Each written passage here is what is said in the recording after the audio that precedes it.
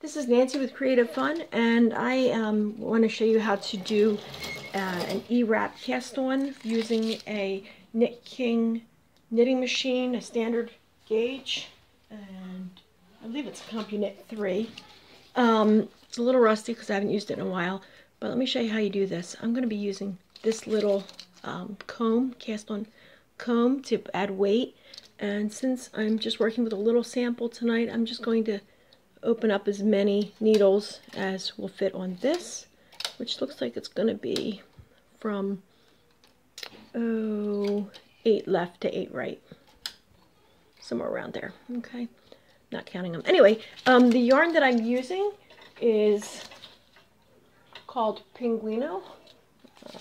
It's a crip right there. It's a Krylon, Krylor, or something like that. Thin yarn like this. And to do an E-wrap, you want to take the yarn and you want to make the letter E. Let's see if I can do this. Like that. You want to make a loop like this, like the letter E if you're writing in cursive. And you'll be putting that onto each needle. So the way I like to do that is to hold the thread down there with the active part here going up to my tension rod and go up in between to the right of the needle and go down on the left. Hold it down below, up on the right, down on the left, up on the right, down on the left, and let me show you this from a slightly different angle. Now we're looking from up above, and I'll show you. I hold the yarn down below, go up on the right and down on the left. You want to keep it nice and loose. Up on the right and down on the left, up on the right, down on the left. This is making little loops around. It's not real critical whether these are opened or closed for the Brother knitting machines. Up, down, up, down. Let's change the angle one more time so you can see it again. And this time we're off to the right where you can see I'm going to go up on the right of the needle, down on the left, hold it, up, down, hold the new piece, up, down. This is getting in your way. Try again. Up between the two and down on the left, up and down.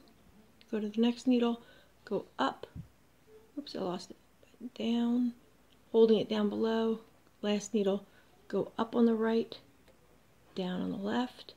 And now the string is going to come off. The yarn's going to come off on the right hand side, and that's where I'm going to have my carriage off on the right. Make sure you keep these nice and loose so that they're not tight, so that you can make your first pass easily. Now here's my carriage, and I'm going to take this yarn and I'm going to place it in this little slot right here, right there, and I have this little door open.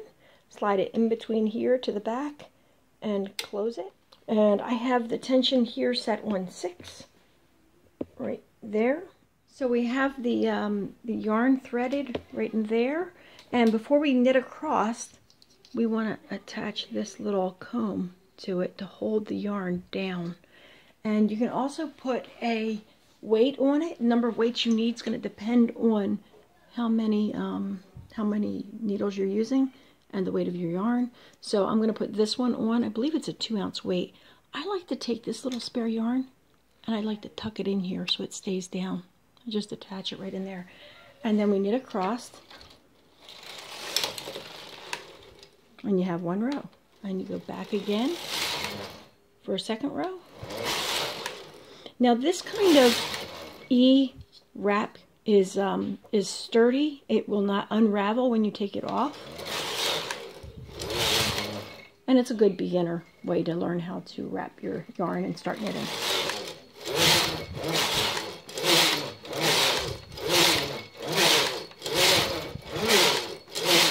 And that is how you cast on. Let me show you what happens when I take this off.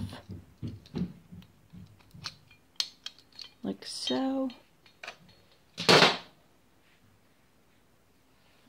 Now this top edge I didn't cast off yet. So this is the bottom edge right there. Let me take it off. It will unravel from the top, but not from the bottom. And there you have it. This kind of edge will roll, but it's a good way to start out your knitting. Makes a kind of cool decorative rolled edge also. All right, that is how you can cast on with an E wrap for this machine, for the standard Brother knitting machines. Again, this is a KnitKing or a CompuKnit III, I believe. Okay, thank you for watching and have a great day.